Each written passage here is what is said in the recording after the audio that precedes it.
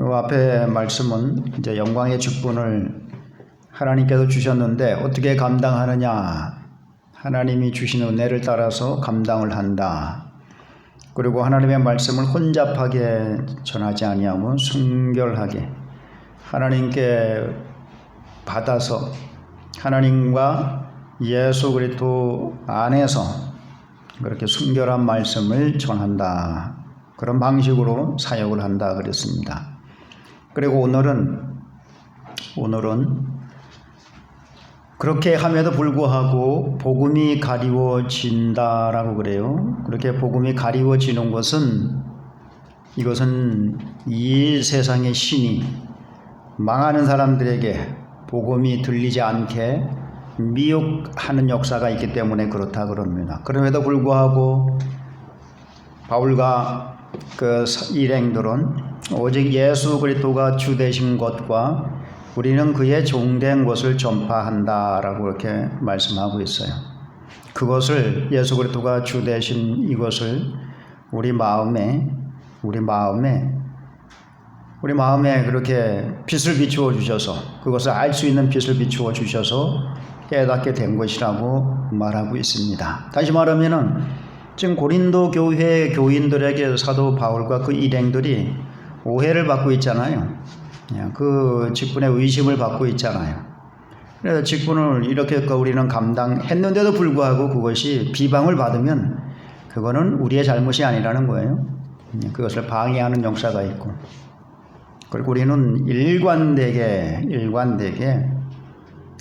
하나님의 말씀을 따라서 또 깨닫게 해주신 이런 교훈을 가지고 사역을 한다라고 말하고 있습니다.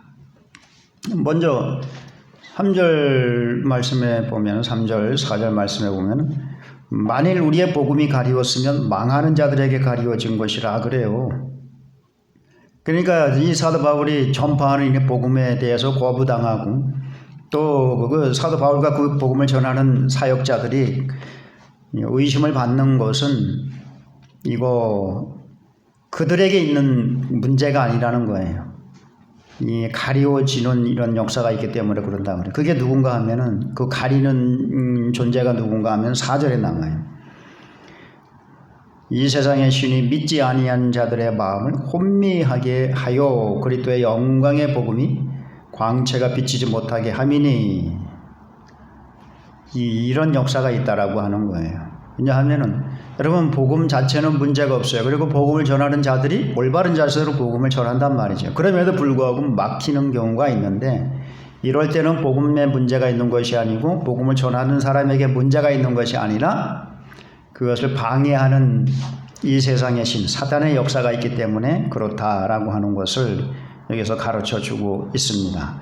그래서 여러분 복음을 전파하는데 복음을 막는 역사가 분명히 있다라고 하는 사실을 여러분 믿을 수 있길 바라겠습니다. 엄청난 방해가 있어요. 복음을 전하는데.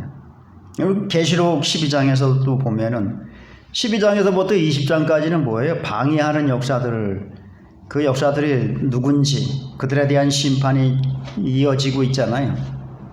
그런데 6째 나팔과 7째 나팔 사이에 나팔지향에서 6째 나팔과 7째 나팔 사이에 막간에 두 증인에 대한 얘기가 나와요. 두 증인. 이거는 교회와 성도들을 말한다 그랬습니다. 교회와 성도들이 그들에게 맡겨진 복음의 이 증인 사역을 감당하는데 얼마나 큰 역사가 일어나는지 몰라요.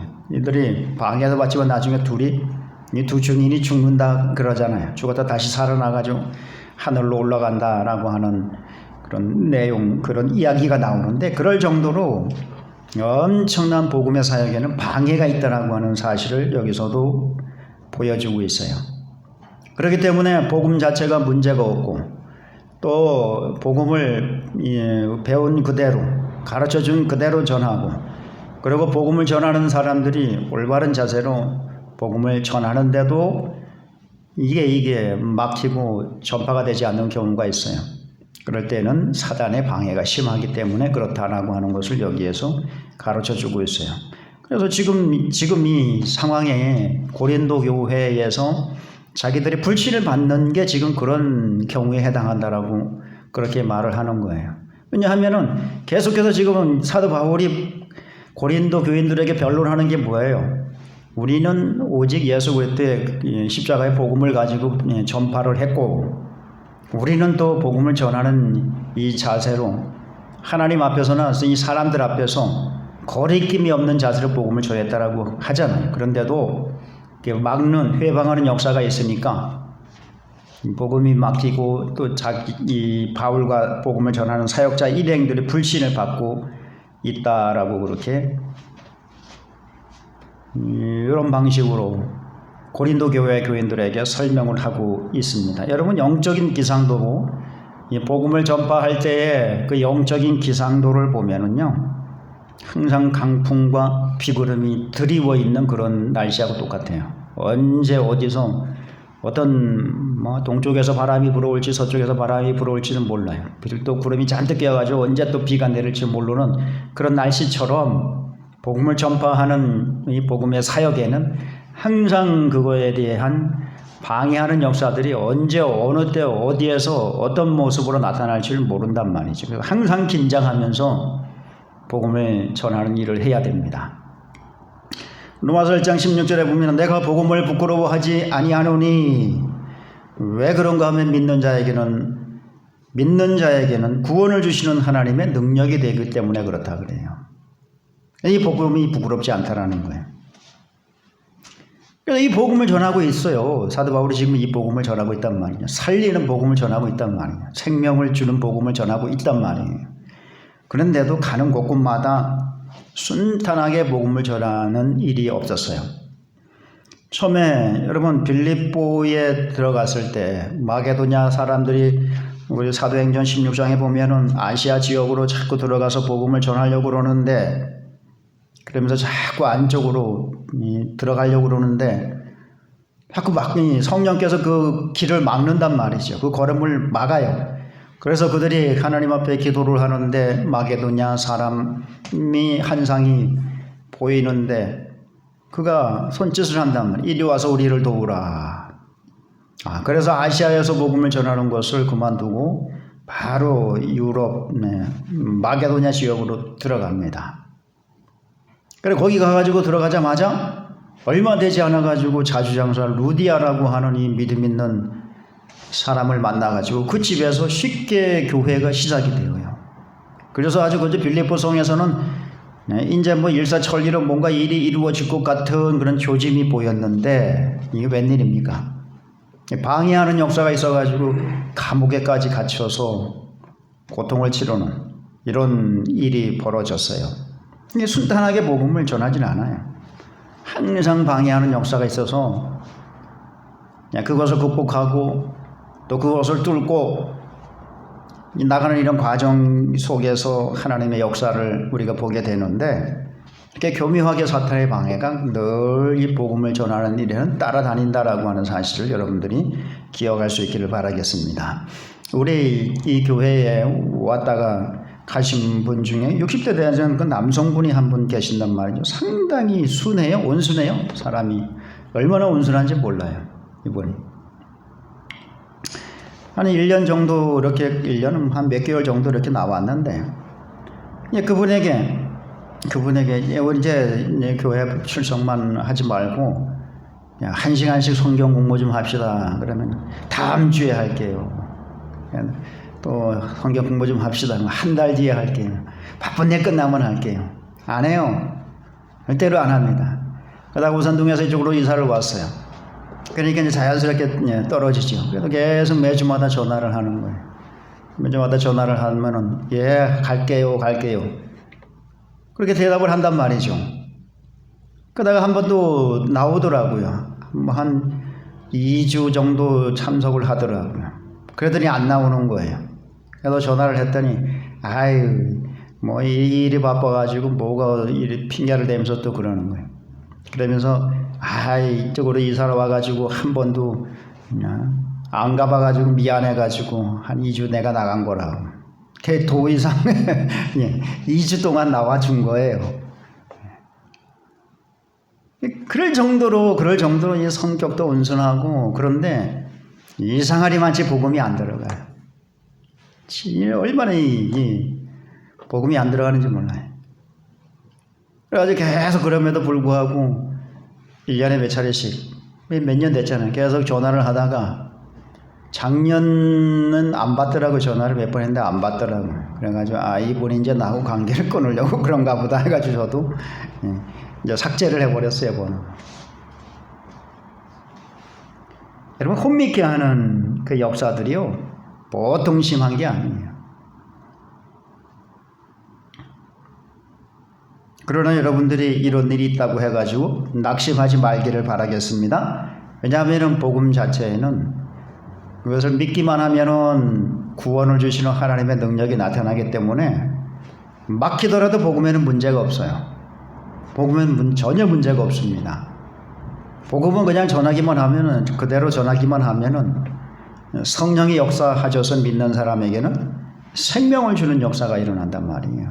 복음이 문제가 있는 건 아니에요. 잘못된 복음을 전하지는 않는다면 그렇다는 거예요. 잘못된 복음을 전하는 사람들이 많이 있어요. 또 전파하는 사람이 문제가 있을 수는 있어요. 전파하는 사람이 올바른 자세로, 또 믿음 있는 그런 자세로 복음을 전하지 못하는 경우가 있어요. 여러분, 사도행전 19장에 나오는 유대인 마술사가 있단 말이죠. 사도 바울이 에베소에서 사역을 하면서 많은 표적과 기사를 일으킨단 말이죠. 그러니까 유대인이 마술사가 그거를 흉내낸단 말이에요. 흉내내면서 귀신 들린 자한테, 야, 내가 바울이 섬기는 한 예수 그리스도의 이름으로 너에게 전하노니, 너에게 명하노니 떠나가라. 그런다고 귀신이 떠나가나요? 안 떠나가는 거예요. 이게 지금 바울이 믿는, 바울이 의지하는 예수라 그래요. 저는 왜 의지를 하지 않고 저는 왜 예수를 안 믿어요? 예수가 누군지도 모르고 예수에 대한 믿음도 없으면서 그냥 바울이 의지하는 예수의 이름으로 귀신을 쫓는데 꼼짝도 안 하는 거예요. 또 제사장 스게와의 7 아들이 있었습니다. 귀신 들린 자가 있다고 그래가지고 거기 그 집에 가가지고 똑같이 유대인 마술사처럼 바울이 의지하는 예수의 이름으로 명하노니 귀신아 떠나가라. 그러니까 귀신이 그 사람들의 그 제사장 아들들에게 달려들어가지고 상처를 입혀가지고 그 집에서 그냥 옷이 벗겨진 채로 도망을 가더라 그랬단 말이에요. 그러니까 이건 전하는 사람이 문제죠. 전하는 사람이 문제. 믿음도 없고 또 기도를 충분하게 하고 그래서 성령이 충만하게 역사하는 그런 상태로 나가서 복음을 들고 나가야 되는데 믿음도 없이 그냥 사도 바울이 하는 흉내를 낸 거예요. 그게 무슨 역사가 나타나요? 그런데 이런 문제가 아니라면은 복음 전하는 사람들이 올바르게 전하는 그런 상황이라면은 복음 전하는 자에게도 문제가 없어요. 그거는 막고 해방하는 사단의 역사가 심하기 때문에 그렇다라고 하는 거예요. 그렇기 때문에 여러분, 복음도 문제가 없어요. 복음 전하는 자세에도 문제가 없어요. 그런데 막힌다. 근데 자꾸 상대방이 거부하고 참 시간을 계속 끌고 있다. 그리고 때로는 또 그냥 핀잔을 듣기도 하고 거부를 당하기도 한다. 그래도 여러분들이 낙심하지 말고 꾸준히 전할 수 있기를 바라겠습니다. 요즘은 이제 또 복음을 전하는 방식이 상당히 문제가 많아요. 복음을 전하는 방식이 문제가 많아가지고 복음이 막히는 경우가 있어요. 복음을 전하는 방식이 뭐가 잘못됐는가 하면은, 여러분, 이게 복음을 전하는 거는요, 우리가 구원받은 사람들에게 마땅히 감당해야 될 사명으로 주신 거예요. 그렇기 때문에 때를 얻든지 못 얻든지 우리는 전하는 데에 열심을 내면 된단 말이죠. 그런데 이 복음을 전하는 이 복음 전파를 부흥의 수단으로 삼는 거예요. 부흥의 수단. 사람들을 그냥 막 끌어 모아가지고 교회를 키우려고 하는 부흥의 수단.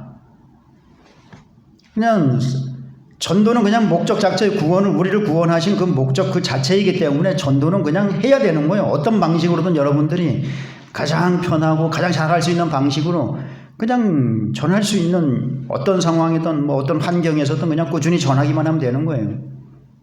근데 그게 아니라 이걸 가지고 그냥 교회를 크게 키워보겠다라고 하는 이런 생각으로 부흥의 수단으로 이게 목적이 되어야 되는데 이게 부흥의 수단으로 전도가 전락이 되게 되면은 복음 전도가 전락이 되면은 어떤 현상이 나타나는가 하면은 이제 수단과 방법을 가리지 않고 막 끌어모을 수 있는 아주 효과적인 방법들이 막 나오기 시작하는 거예요. 그래서 전도 프로그램들 보세요. 아주 뭐 그냥 뭐 손에다 꼽을 수 없을 정도로 그런 프로그램들이 많아요. 그 방식들이 엄청나게 많단 말이죠. 그런데도 점점 전도가 막힌다라고 하는 거는 뭐예요? 이 방식이 뭐가 잘못되지 않았는가 한번 점검해 볼 필요가 있다라고 하는 거예요. 근데 이 시대에는 복음을 전하는 방식이 상당히 문제가 있다라고 하는 걸 우리가 생각을 해야 돼요. 그러나 우리는 이제 하나님께서 우리를 구원하신 목적이 예수 그리스도 안에서 우리를 구원하신 목적이 하나님을 예배하고 또 오는 세대에 오는 여러 세대에 이 복음을 전파하라라고 하는 그런 목적으로 우리를 구원하셨단 말이에요. 그렇기 때문에 우리는 어떤 상황에 있든지 간에 하나님께서 내게 주신 은사를 따라서 은혜를 따라서 복음을 전하는 일을 열심히 여러분들이 감당을 하면 돼요. 때를 얻든지 못 얻든지 이렇게 복음을 전하는 건 여러분들의 몫이고 그 복음을 가지고 사람들을 불러들이는 건 누구의 몫이에요? 성령님의 몫이에요. 성령 하나님의 몫이란 말이에요. 복음 전도를 이렇게 반반 나눠가지고 하는 거예요. 전하는 건 우리의 책임이고 그거를 듣고 그 사람은 마음을 움직여가지고 이끌어내는 거는 하나님이 하시는 일이라는 거예요. 그러니까 복음이 막히더라도 여러분 복음에는 능력이 없고 여러분들이 전하는 그런 자세가 올바르고 전하는 방식이 올바르다 그러면은 막힌다 그러더라도 여러분들이 낙심하면 안 돼요. 그냥 여러분들은 때를 얻든지 못 얻든지 끝까지 전하는 이런 자세를 여러분들이 보여줄 수 있기를 바라겠습니다. 그럼 여러분들의 그 복음 전도의 그 삶을 통해서 하나님께서 여러 사람들을 끌어내는 거예요. 여러 사람들을 끌어내시는 그런 여러분들이 전도의 사람으로서 이렇게 하나님 앞에 쓰임받을 수 있다라고 하는 사실입니다. 그래서 여러분 이 복음은 사탄과 죄와 사망의 그 노예에 있는 사람을 이끌어내는 것이기 때문에 사탄의 아주 강력한 저항이 여러분들을 기다리고 있다는 거예요. 이거를 염두에 두고 여러분들이 복음을 전해야 된다라고 하는 것입니다. 그러니까 방해에 부딪힌다고 해가지고 그냥 낙심하고 실망하고 그러면 안 되는 거예요. 실망할 필요가 없어요. 이건 방해는 반드시 있는 것이기 때문에. 그러나 그 방해하는 역사보다도 성령의 역사가 더 강하기 때문에 얼마든지 우리가 복음만 올바로 전하기만 하면은 하나님이 그 복음을 가지고 이끌어 방해를 하는 역사를 물리치고 이끌어내신다라고 하는 사실을 믿으면서 여러분들은 이 복음을 전하는 일에 열심을 내는 하나님의 백성들이 될 수 있기를 주의 이름으로 권면을 드리겠습니다. 그리고 자 이렇게 해서 이제 복음을 올바르게 전하는데 그래도 막힌단 말이죠. 이거는 이 세상의 신의 그 미혹하는 역사가 강하기 때문에 그렇단 말이죠. 그럼에도 불구하고 5절 우리 보면은 이 사도 바울이 뭐라고 그러는가 하면 우리는 우리를 전파하는 것이 아니라 오직 그리스도 예수의 주되신 것과 또 예수를 위하여 우리가 너희의 종된 것을 전파함이라. 이렇게 막힘에도 불구하고 우리는 여전히 올바른 방식으로 복음을 전한다라는 거예요. 그러니까 여기서 올바른 방식이라고 하는 거는 예수가 우리의 주가 되신다. 예수가 구주가 되신다라고 하는 것과 우리는 예수 그리스도의 종이고 그러니까 예수 그리스도의 충성스러운 그런 일꾼들이고 또 우리는 너희를 섬기는 그런 사람들로 이렇게 쓰임을 받고 있다. 이거를 전한다라고 하는 거예요. 왜 이런 말을 하는가 하면은 지금 고린도 교회에 들어와 있는 사람들이 어떤 사람들이에요? 거짓 사도들이란 말이죠. 거짓 사도들의 특징이 뭐예요? 자기를 자랑하고 자기를 과시하고 그래서 예수 그리스도에게로 갈 그 영광을 가로채고 자기 배를 채우는 그런 사람들이란 말이에요. 그러니까 이 사람들이 복음을 전해도 온전한 복음을 전하지 않고 그리고 또 한 가지 그래서 예수가 주라라고 하는 이 사실을 확실하게 드러내도록 전하지 않고 또 혼잡한 말씀을 전한다 그랬잖아요. 이 사람들은. 그러니까 예수와 하나님의 구원의 섭리 구원의 경륜에 대해서 아주 환하게 드러나도록 이렇게 전하는 것이 아니에요. 그 예수가 주된 것을 전하는 방식도 잘못됐고 또 그들은 자기를 너무 자랑하고 과시하고 사람들을 미혹해서 자기네들이 얻을 그 유익만 챙기는 사람들이기 때문에 우리는 예수 그리스도의 충성스러운 일꾼이고 교회와 성도들을 섬기는 사람들입니다. 이런 온전한 복음이 전파되지를 않는다라고 하는 거예요. 그렇지만 사도 바울은 뭐라 그래요? 우리는 예수의 주된 것과 예수 그리스도가 구주가 되시는 것과 우리는 그의 일꾼이며 교회와 성도들을 섬기는 또 일꾼이 된다라고 하는 사실을 분명하게 우리는 보여주는 방식으로 전파를 하고 있다라고 하는 것입니다. 이 복음을 잘못 전파하게 되면은 예수 그리스도가 주 되신 것과 예수 그리스도가 우리의 구주가 되시고 우리를 구원하시는 분이다라고 하는 이 사실이 확실하게 전파가 되질 않아요. 그래가지고 엉뚱한 예수를 믿으면 복 받는다. 아니 복음 받아요. 예수 믿으면 복음 받는데 그게 본질은 그냥 주객이 전도가 된단 말이죠. 주인과 객이 전도가 된단 말이에요. 주가 되는 내용, 본질적인 내용을 우선순위에 놓고 전해야 되는데 거꾸로 부가적인 것을 앞에 두고 우선순위 본질에 해당하는 걸 뒤로 빼는 잘못된 방식으로 전한단 말이에요. 이렇게 전하는 경우가 상당히 많아요. 그리고 분명하게 전하는 사람은 그리스도의 비밀을 맡은 그리스도의 충성스러운 일꾼이며 교회와 성도들을 섬기는 사람들이다. 우리가 교회와 성도들 위에 군림하면서 교회와 성도들로부터 우리가 뭔가를 유익을 취하는 그런 사람이 아니라는 거예요. 근데 거짓 사도들은 그렇게 교회와 성도들이 생각하도록 잘못된 혼잡한 말씀을 전하고 있습니다. 그래서 여러분, 우리가 복음을 전할 때는 예수 그리스도가 구주가 되시는 것과 우리는 교회와 성도를 섬기는 충성스러운 일꾼이다라고 하는 사실을 분명하게 전할 수 있기를 바라겠습니다. 그러니까 이런 직분자들이 많이 있잖아요. 목사도 그렇고 장로도 그렇고 집사, 각각 맡은 직무는 다르지만, 각각 맡은 일은 다르지만 결국은 뭐예요? 예수 그리스도를 섬기고 교회와 성도들을 섬기는 그런 직분이란 말이에요. 그러니까 예수님의 영광을 가로채고 또 성도들 그냥 머리 위에 올라타가지고 그들로부터 뭐를 뺏어내려고 하는 그런 사람들이 아니라는 거예요. 섬기는 자란 말이에요. 섬기는 자.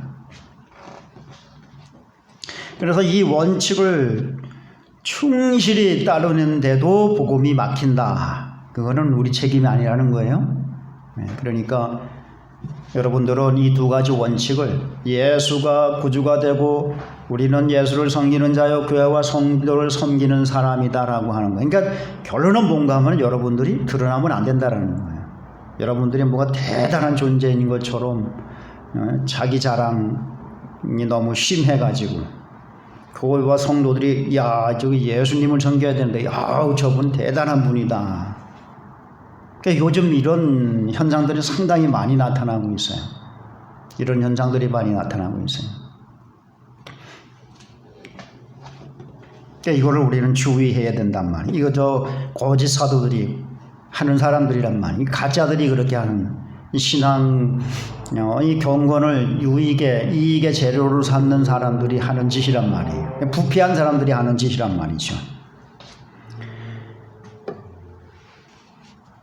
이 사도 바울은 복음을 전할 때 오직 예수 그리스도의 십자가에 예수 그리스도가 십자가에 못 박히신 것 외에는 내가 아무것도 알지 아니하기로 작정하였노라 그래요. 그러니까 오직 예수 그리스도가 우리를 위해서 십자가 위에서 돌아가셨다라고 하는 이 내용 외에는 내가 다른 어떤 말과 지혜의 아름다운 것으로 전하지 않는다 그래요. 그래서 말과 지혜의 아름다움이라고 하는 것은 지혜는 철학적인 어떤 지식, 또 앞에 말의 아름다움이라고 하는 것은 그 당시에 수사학이라고 하는 거, 웅변술이 있어요. 웅변술. 말을 잘하는 걸 아주 논리적으로 사람을 설득하는 이 기술을 배우는 그런 학문이 있었단 말이죠. 그때는 이 두 가지를 잘 해야지 사람들한테 아주 대접을 받는 그런 시대였었거든요. 그러니까 사도 바울은 두 가지가 다 있었어요. 그런데 그렇게 전하게 되면은 예수가 주가 되는 것과 우리가 교회와 성도를 섬기는 직분으로 세움 받았다라고 하는 이 사실이 전파가 안 되고 본인이 드러나게 돼 있어요. 본인이 말과 지혜의 아름다운 것을 하면 본인이 드러나게 돼 있단 말이죠.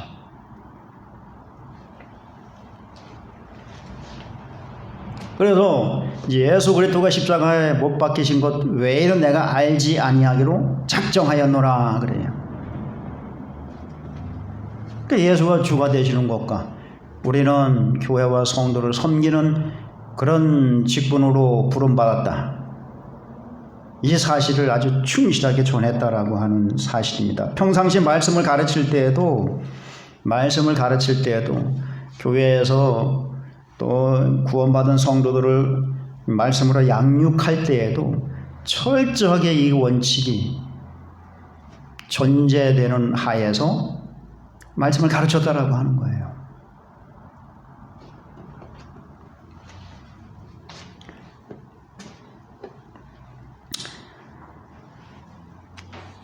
예수 그리스도께서 오병이어의 기적을 보여주십니다. 오병이어의 기적을 보여주시자 백성들이 뭐라고 수군대는가 하면은 야 우리 저분을 우리의 임금으로 삼자. 저분을 우리의 왕으로 삼자. 왜요? 그냥 5,000명을 먹이는 그런 능력이 있는 그런 분이니까 저분을 왕으로다 세우면은 어떻게 돼요? 먹고 마시는 이런 문제는 해결이 된다라는 거죠. 그리고 저런 능력이라면은 엄청나게 그냥 우리를 편안하게 살 수 있도록 해줄 수 있는 그런 분이라고 생각을 한 거예요. 그래서 저분을 임금으로 모시자. 백성들이 수군거린단 말이에요. 그러자 그거를 눈치를 채고 예수님께서 자리를 피해요. 이게 요한복음 6장 15절의 말씀에 나와요. 왜 예수님께서 그 자리를 왕으로 섬김을 받으면 좋을 텐데 왜 그 자리를 피했는가? 지금 뭐 때문에 예수 그리스도께서 이 땅에 오신 거예요? 하나님의 뜻을 이루어드리기 위해서 오신 거란 말이죠. 그렇기 때문에 예수 그리스도의 생각에는 오직 하나님의 뜻을 이루어드려야 된다라고 하는 생각밖에 없어요. 자기가 하나님의 자리에 앉아가지고 성부의 자리에 앉아가지고 성부께서 받아야 될 그 영광을 취하지 않겠다.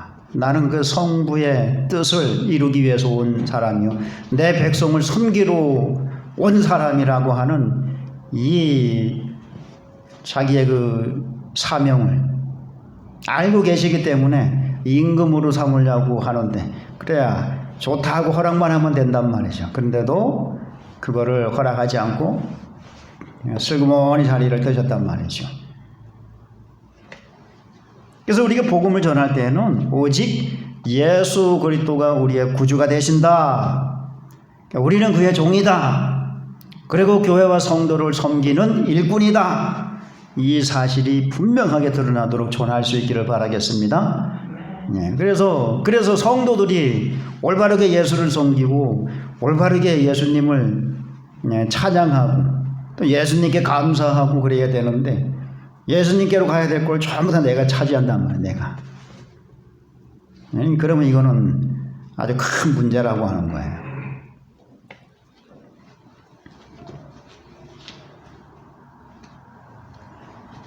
자, 이렇게 복음을 전하는 자가 이 두 가지 원칙을 아주 잘 지키면서 복음을 전해도 복음이 막힐 수가 있어요. 지금 사도 바울이 그런 경우란 말이잖아요. 그러나 그렇다면 여러분들에게 문제가 있는 게 아니라 이 세상 신이 막고 있는 거라는 거예요. 그러니까 여러분들이 또 낙심하지 말고 계속 이 두 가지 원칙을 그대로 고수하면서 열심히 복음을 전하는 하나님의 사람들이 될 수 있기를. 그래서 하나님을 기쁘시게 하는 성도들이 다 될 수 있기를 주의 이름으로 축원합니다. 그리고 이런 것들을 계속해서 알 수 있도록 하나님께서 은혜를 주셨다라고 말을 합니다. 6절을 봅니다.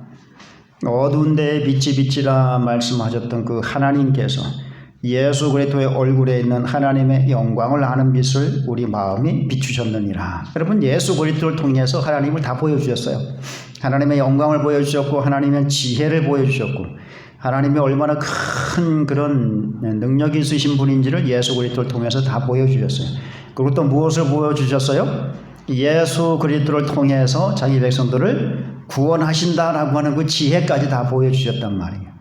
그것을 알 수 있도록 우리 마음의 빛을 비추어 주셨다. 하나님, 우리 마음의 빛을 비추어 주셨다라고 하는. 그러니까 예수 그리스도를 통해서 하나님을 볼 수 있고, 예수 그리스도를 통해서 하나님이 구원을 펼쳐 나가시는 구원의 그 섭리를 깨달을 수 있도록 우리 마음의 빛을 비추어 주셨다라고 하는 그런 뜻입니다.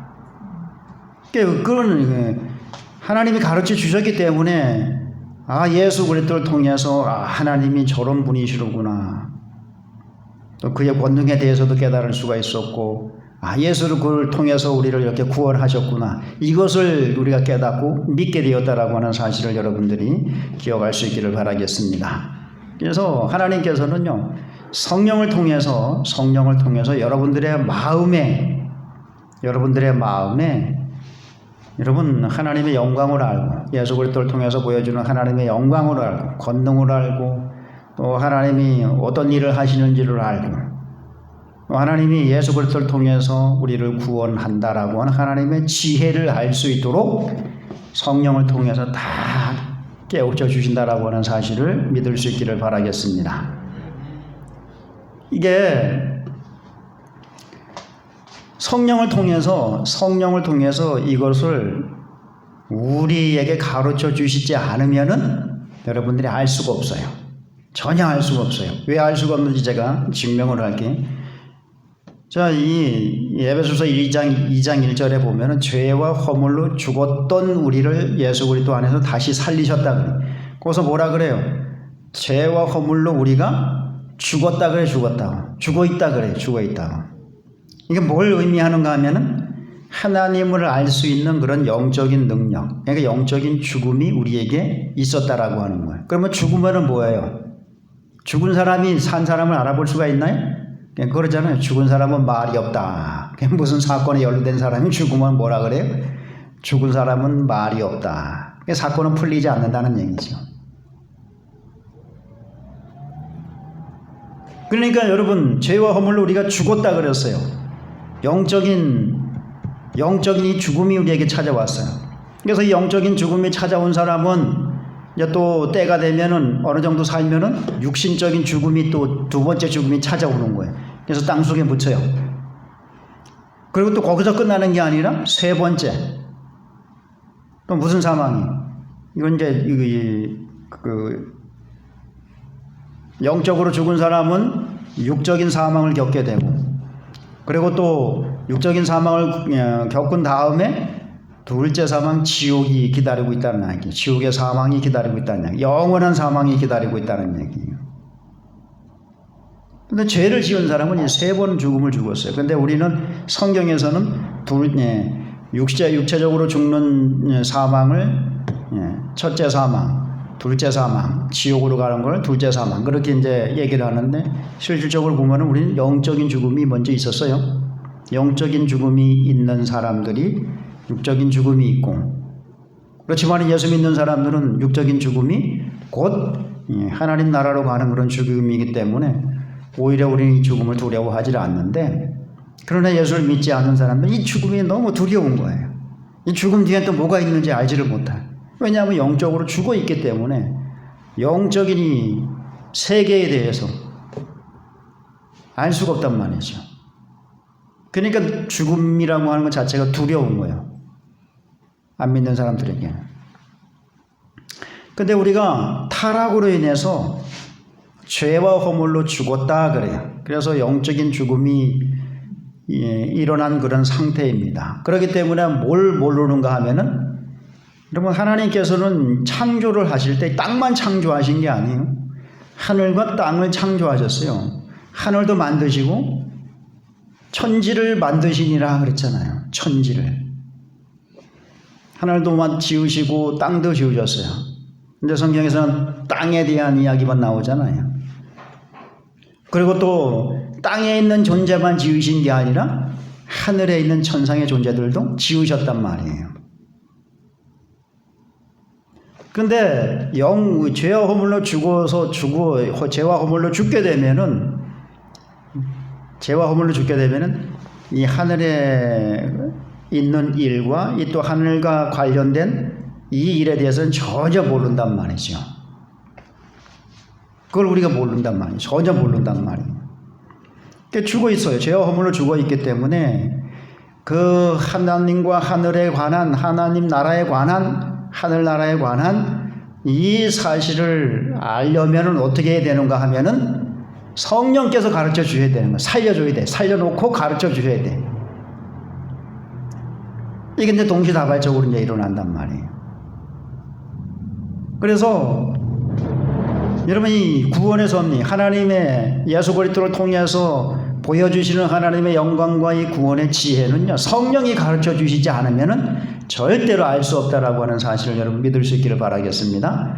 여러분들은 성령이 여러분들을 다시 영혼을 살 수 있도록 살려주셨단 말이에요. 살려주시고 이제 하나님 나라의 비밀에 대해서 깨달을 수 있도록 하나님의 말씀을 통해서 계시해 놓은 이런 것들이 믿어지고 깨달아질 수 있도록 자꾸 성령께서 여러분들을 하나님 말씀으로 가르쳐 주시기 때문에 이제 그쪽 하나님 나라에 관한 이런 지식이 활짝 열리게 되는 거예요. 그래서 알게 되는 거예요. 지금 사도 바울이 말하는 게 그 빛을 우리 마음에 비추어 주셨다 그래요. 성령께서 에베소서 1장 13절에 보면 성령께서 우리에게 인치셨다라고 하는 말씀이 나와요. 그 역사를 말하는 거예요. 그래서 이제 우리 안에서 계속해서 하나님의 말씀을 통해서 가르쳐 주시는 거예요. 하나님 나라의 비밀에 대해서, 하나님에 대해서 가르쳐 주시고 구원의 비밀에 대해서 가르쳐 주시고, 그래서 점점 더 풍성하게 알아져 가는 것입니다. 그래서 여러분들이 하나님의 구원의 섭리를 깨닫게 되는데 그것을 우리 마음에 빛을 비추어 주셨다. 그것을 알 수 있는 빛을 우리 마음에 비추어 주셨다라고 그렇게 말씀하고 있습니다.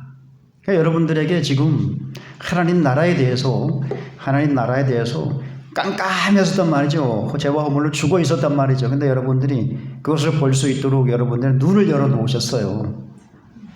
그래가지고 그 빛이, 하나님 나라의 그 빛이 우리 마음에 팍 들어와가지고 계속해서 그것을 깨달을 수 있고 또 여러분의 믿음의 눈으로 볼 수 있도록 역사하고 계신다라고 하는 사실을 믿을 수 있기를 바라겠습니다.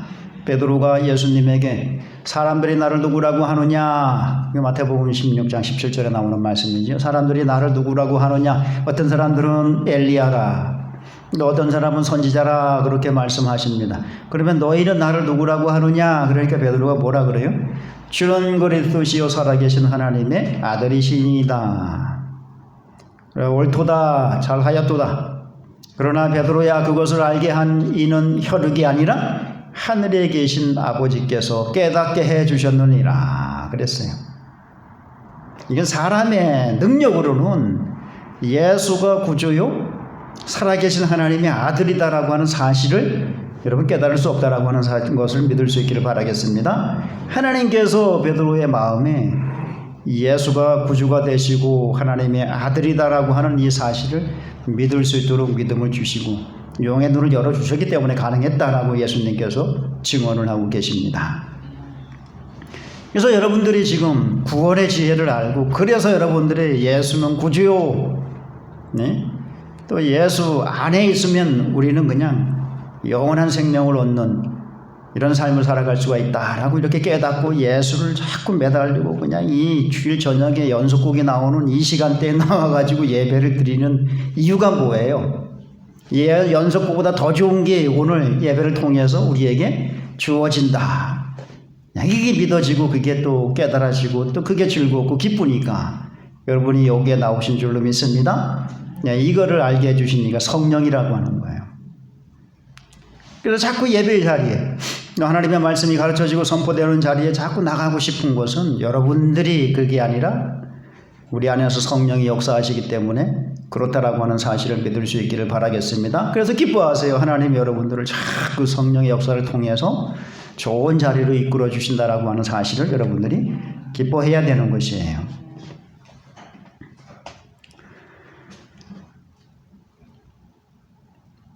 그래서 하나님의 영광을 알게 되었다. 그리고 예수를 구주로 알게 되었다. 그리고 또 이 성경에 대해서 점점 풍성한 지식을 얻게 되었다라고 하면 이건 내가 똑똑해서 내가 잘나서 내가 능력이 있어서 그렇게 된 것이 아니라 성령이 여러분들에게 그런 능력을 주셔서 가능했다라고 하는 사실을 여러분들이 고백할 수 있기를 바라겠습니다. 그래서 이제는 여러분 이제 구원에 예수를 믿으면 구원을 받는다 여기에서 그치면 안 돼요. 계속해서 성령이 여러분들을 성경을 통해서 가르쳐 주시고 깨닫게 해주시는 이 은혜를 계속해서 여러분들이 힘입을 수 있기를 바라겠습니다. 그러면요 여러분들의 안에 비춰주시는 하나님의 영광을 아는 빛을 우리에게 비춰주신다 그랬는데 그 빛이 점점점 강하게 우리 안에 빛나게 된다라고 하는 사실을 믿을 수 있기를 바라겠습니다. 하나님의 말씀을 통해서 하나님의 그 말씀의 지식을 통해서 점점 하나님에 대한 그 아는 힘과 능력이 생긴단 말이에요. 그러면 하나님이 우리 안에 비춰주어서 하나님을 깨닫게 하시고 또 하나님께로부터 오는 온갖 그 은혜들을 받게 하시는 그 은혜가 우리 안에 더 충만하게 임하게 된다라고 하는 사실이에요. 그러니까 여러분들이 예수를 믿으면 구원을 받습니다. 여기에서 그치면 안 되고 계속해서 하나님 말씀을 따라서 성령께서 가르쳐 주시는 대로 끝까지 들어가세요. 끝까지. 그치면 안 돼. 그래야 여러분들이 다른 사람보다 더 풍성한 은혜를 얻을 수가 있는 거예요.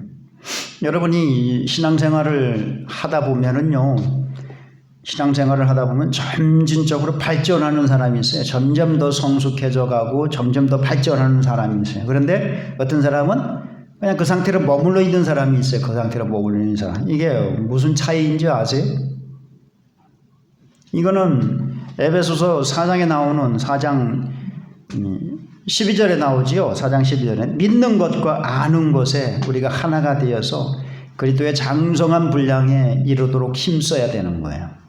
그래 그것에 힘쓰느냐 아니면 게으름을 피우고 있느냐 여기에 따라서 우리 안에 하나님의 영광을 알게 하시고 하나님께로부터 오는 그 은혜를 알게 하시는 그 빛이 점점 강하게 비추는 사람들, 그런 사람들은 외적으로 점점 성숙해지고 발전하는 이런 모습이 눈에 드러나는 거예요. 그런데 그래서 믿는 것과 아는 것에 하나가 돼가지고 그리스도의 장성한 분량에 이르도록 힘쓰려고 하는 이런 노력이 나타나지 않은 게을러가지고 그런 사람들은 그냥 그렇게 정체된 상태로 지내게 되는 거예요. 그래서 여러분 점점 그 빛이 강하게 빛나는 사람들은요, 정말 이 천국을 이 땅에서 체험을 한단 말이에요.